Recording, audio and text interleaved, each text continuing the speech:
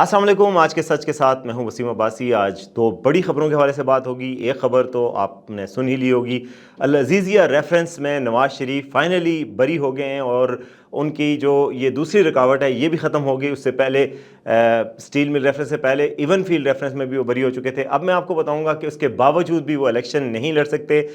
उसकी क्या वजह है ये आज के वीलॉग में डिस्कस करेंगे। दूसरी बात यह है कि आज एक बड़ा ब्लडी दिन था, बड़ा अनफॉर्चुनेट दिन था, जिसमें कि 27 दहशतगर्द तो हलाक हुए लेकिन 23 पाक फ़ौज के सिपाही जो है वो जाम शहादत नोश किया उन्होंने। DI खान में एक खूनी किस्म का दिन था जिसमें इतनी ज़्यादा शहादतें हुई हैं। इस हवाले से भी बात बताऊंगा कि ये क्या सिलसिला चल रहा है और ऑपरेशन कैसे हुआ। तो सबसे पहले नवाज शरीफ के केस के हवाले से बात करते हैं कि अल अज़ीज़िया स्टील मिल रेफरेंस के हवाले से आज नवाज शरीफ बरी हो गए हैं और ये उनका दूसरा केस था जिसमें उनको सज़ा हुई थी। नैब का केस था, अब गोया वो इन दोनों केसेस में बरी हो चुके हैं। इससे पहले इवन फील्ड रेफरेंस के हवाले से भी बरी हो चुके हैं।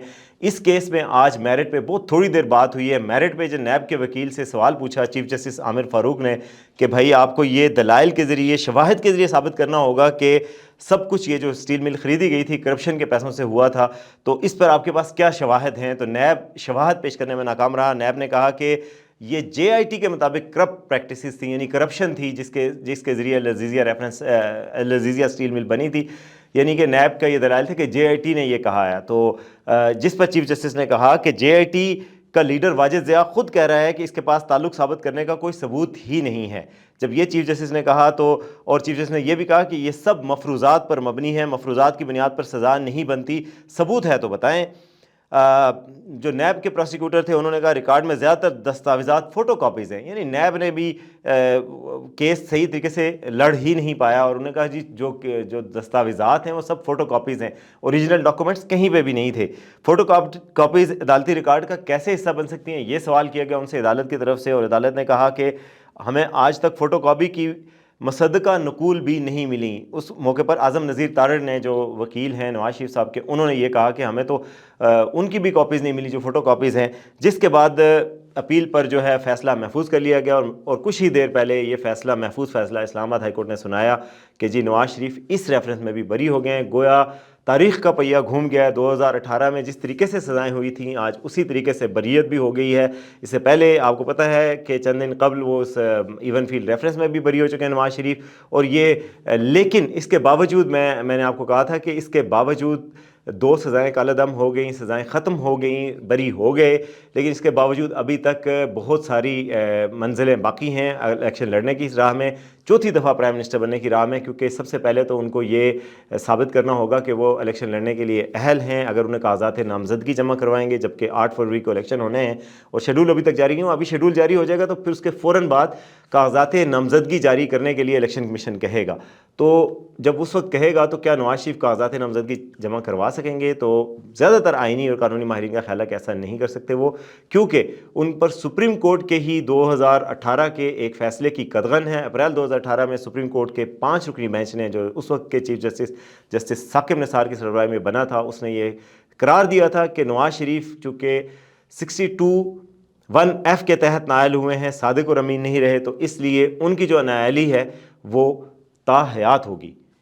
चूँकि 62(1)(f) के तहत अभी तक तय नहीं हुआ था सज़ा कितनी होगी। ये कहा गया है कि रुकने असम्बली के लिए ज़रूरी है कि वो सादिक और अमीन हो, सेगेशियस हो, ऑनेस्ट हो और वो उसके ऊपर कोई केस ना हो। तो लेकिन उसमें सज़ा का तयन नहीं किया गया था कि उसको कितनी सज़ा मिलेगी और उसकी नाअहली जो है वो कितनी मुद्दत के लिए होगी। तो मुद्दत जो है अदालत ने खुद तय कर ली थी, ये 5 रुकनी बेंच ने तय किया था। उस 5 रुकनी बेंच का फ़ैसला आज तक बरकरार है। अगर वो फ़ैसला इन फील्ड है, बरकरार है, तो नवाज शरीफ कैसे इलेक्शन लड़ सकेंगे? जो नवाज शरीफ की पार्टी है और जो उनके वकला हैं, उनका कहना है कि वो इसलिए इलेक्शन लड़ सकेंगे कि इलेक्शन एक्ट में तरमीम कर दी गई थी और नाअहली की मुद्दत जो 62(1)(f) के तहत थी उसको 5 साल कर दिया गया था। 5 साल नवाज शरीफ साहब के पूरे हो गए हैं, तो उन्होंने कहा कि जी नवाज शरीफ भी इलेक्शन लड़ सकते हैं। जहांगीर तरीन को भी इसी तरीके से नाअहल किया गया था, वो भी अब लड़ सकेंगे। ताहम ये वकला का, नवाज शरीफ के वकला का वो है कहना है, लेकिन इस पर आइनी माहिरीन बटे हुए हैं और इस सवाल का जवाब अब चीफ जस्टिस फ़ाइज़ ईसा ही देंगे, क्योंकि चीफ जस्टिस फ़ाइज़ ईसा साहब ने कल ही नोटिस लिया था इस तजाद का कि इलेक्शन एक्ट में कहा गया कि 5 साल नाअहली होगी, सुप्रीम कोर्ट का फैसला कहता है कि ताहयात होगी। اب فیصلہ کون کرے گا؟ اس کے لیے سپریم کورٹ نے کہا تھا کہ ایک بینچ کی تشکیل ہوگی اور اگلے ماہ یعنی جنوری میں سماعتیں ہوں گی اس پر، اور یہ طے کیا جائے گا کہ الیکشن ایکٹ کی بات مانی جائے گی یا پھر سپریم کورٹ کی وہ 5 رکنی ججمنٹ ہوگی۔ اگر سپریم کورٹ کا کوئی 5 رکنی سے زائد کا بینچ یعنی کہ 7 رکنی 6 رکنی بینچ یہ طے کر دیتا ہے کہ نااہلی کی مدت 5 سال ہی ہوگی، تو پھر نواز شریف کے لیے سطح خیراں یعنی کہ وہ نواز شریف الیکشن لڑنے کے لیے اہل ہو جائیں گے۔ ادروائز ابھی تک ان کی قانونی مشکلات ختم نہیں ہوئیں، ابھی تک وہ الیکشن لڑنے کے لیے اہل نہیں ہوئے۔ مٹھائی کھانے میں ابھی تک میرا خیال ہے نون لیگ کو احتیاط کرنی پڑے گی، کیونکہ ابھی تک مٹھائی کھانے کا پورا وقت نہیں آیا۔ تاہم یہ ایک بڑی بات ہے، ونڈیکیشن مل گئی ہے۔ کیسز جس طریقے سے بنے تھے، جے آئی ٹی کے جو ہیرے بنے تھے ان کے حوالے سے آج سامنے آ گیا کہ یہ تھے جناب وہ ہیرے جے آئی ٹی کے جنہوں نے یہ کیس بنائے تھے، جو ٹیسٹ آف ٹائم بھی پاس نہیں کر سکے، جو کورٹ میں ٹرائل پاس نہیں کر سکے، جو چند لمحے بھی ٹھہر نہیں سکے عدالتوں میں۔ دوسری طرف ان کو کہا جا رہا ہے کہ جی وہ لاڈلے ہیں، اس وجہ سے ان کو انصاف اس طرح کا ملا ہے۔ لیکن دیکھیں کہ جو کیس بنائے گئے تھے، کیس بناتے وقت بھی اسی طرح کی عجلت کا مظاہرہ کیا گیا تھا، اور دیکھیں آپ فوٹو کاپیز لگائی گئی ہیں، بلیک لا ڈکشنری کو یوز کیا گیا ہے، فیصلے دینے والے جج صاحب کی ویڈیو آ گئی تھی جناب ارشد ملک صاحب کی۔ اسی کیس میں آپ کو پتہ ہی جو العزیزیہ ریفرنس کا فیصلہ جن جج صاحب نے کیا تھا، مرحوم ارشد ملک صاحب نے، انہوں نے بعد میں ایک ویڈیو میں کہا تھا کہ ان پہ دباؤ تھا، ان کو بلیک میل کیا گیا تھا، اس کے تحت فیصلہ دیا گیا تھا۔ بعد میں انہوں نے اس ویڈیو سے بھی لاتعلقی کا اظہار کیا تھا، لیکن بہرحال ڈاؤٹس پیدا ہو گئے تھے۔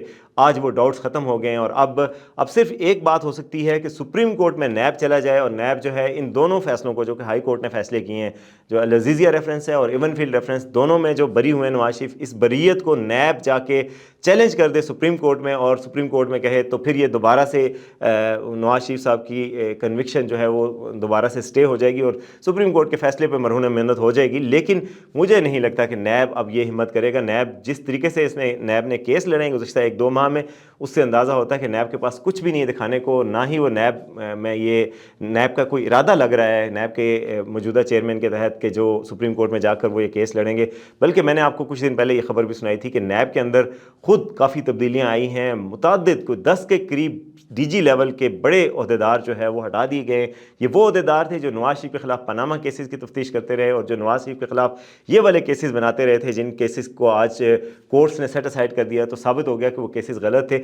تو ان اہلکاروں کو بھی نیب سے ہٹا دیا گیا تھا۔ تو نیب تو ایک بدل چکا ہے، جس طرح کی تبدیلی پاکستان میں اور شعبوں میں آئی ہے، نیب میں بھی آئی ہے، اور اب جو نیب ہے وہ نواز شریف کے خلاف اور ان کی پارٹی کے خلاف کیسز میں دلچسپی اس طریقے سے نہیں لے رہا، اس شد و مت سے نہیں لے رہا، بلکہ فیصلے، جبکہ عمران خان کے خلاف توشہ خانہ ریفرنس بھی تیار ہے، آپ کو پتہ ہے سائفر کیس بھی چل رہا ہے، اور نیب جو ہے توشہ خانہ ریفرنس دائر بھی کر چکا ہے کورٹ میں، اور ان کے خلاف ایک اور ریفرنس بھی آ رہا ہے جو کہ بشریٰ بی بی کے خلاف نیب ریفرنس فائل کرنے جا رہا ہے۔ تو یعنی کہ وقت بدل گیا، وقت اور نیب بھی بدل گیا، اور نیب جو ہے جو ایک وقت میں عمران خان صاحب کے حق میں تھا اور نواز شریف صاحب کے خلاف تھا، آج نواز شریف صاحب کے حق میں اور عمران خان صاحب کے خلاف شد و مت سے ریفرنسز پیش کیے جا رہے ہیں۔ یہ ریفرنسز جو عمران خان صاحب کے خلاف بنائے گئے ہیں، وہ کتنا ٹیسٹ آف ٹائم پاس کر سکیں گے یہ آنے والا وقت بتائے گا۔ لیکن میرے خیال میں شاہد حقان عباسی جو فارمر پرائم منسٹر ہیں، انہوں نے صحیح کہا تھا کہ نیب جو ہے ایز اے باڈی ایک ریڈنڈنٹ باڈی ہے، اس کا کوئی استعمال نہیں، کوئی فائدہ نہیں، کیونکہ اس نے آج تک نہ کوئی ریکوری کروا سکی ہے سیاستدانوں سے، نہ ہی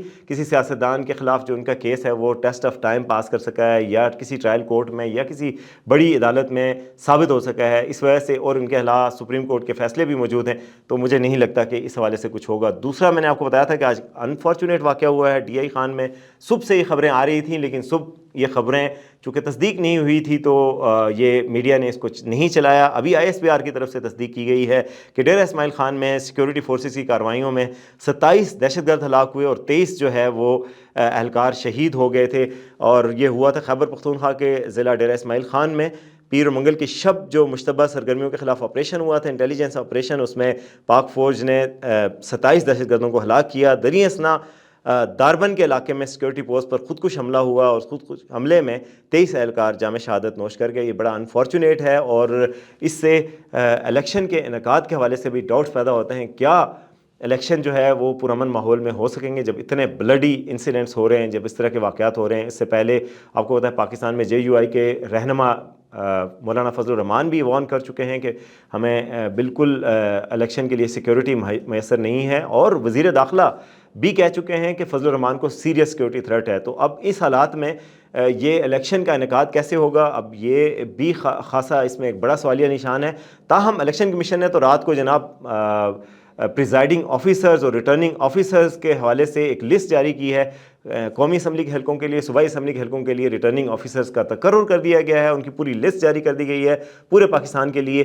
لیکن آپ کو پتہ ہے کہ اس دفعہ ریٹرننگ آفیسر ججز نہیں ہیں، عدالتی عملہ نہیں ہوگا، بلکہ ڈی سیز ہیں متعلقہ یا اے سیز ہیں. تو اب اس حوالے سے بھی سوالات اٹھ رہے ہیں کہ یہ الیکشن جو ہوں گے، جو ڈی سی کروائے گا، تو ڈی سی کو تو کسی نہ کسی سیاسی رہنما نے، کسی وزیر اعظم نے تعینات کیا ہوتا ہے یا ان کے قریب ہوتا ہے. تو کیا وہ الیکشن امپارشل یعنی فری اور فیئر ہو سکیں گے کہ نہیں ہو سکیں گے، یہ ایک سوالیہ نشان ہوگا. تاہم چونکہ جب الیکشن کا شیڈول اناؤنس ہو جائے تو الیکشن کمیشن ہی ٹیک اوور کر لیتا ہے، تبادلے، پوسٹنگ، سب کچھ اس کے انڈر ہوتا ہے. تو اگر الیکشن شفاف نہیں ہوتے تو یہ الیکشن کمیشن کی ذمہ داری ہوگی، پوری مشینری الیکشن کمیشن کے زیر انتظام ہوگی. تو اب دیکھنا یہ ہوگا کہ کس حد تک شفاف الیکشن ہوں گے اور لیول پلینگ فیلڈ کس حد تک ملے گی. نواز شریف کو تو لیول پلینگ فیلڈ مل رہی ہے، اب عمران خان کو مل سکے گی یا نہیں، یہ ایک سوالیہ نشان ہے. دیکھتے رہیے آج کا سچ.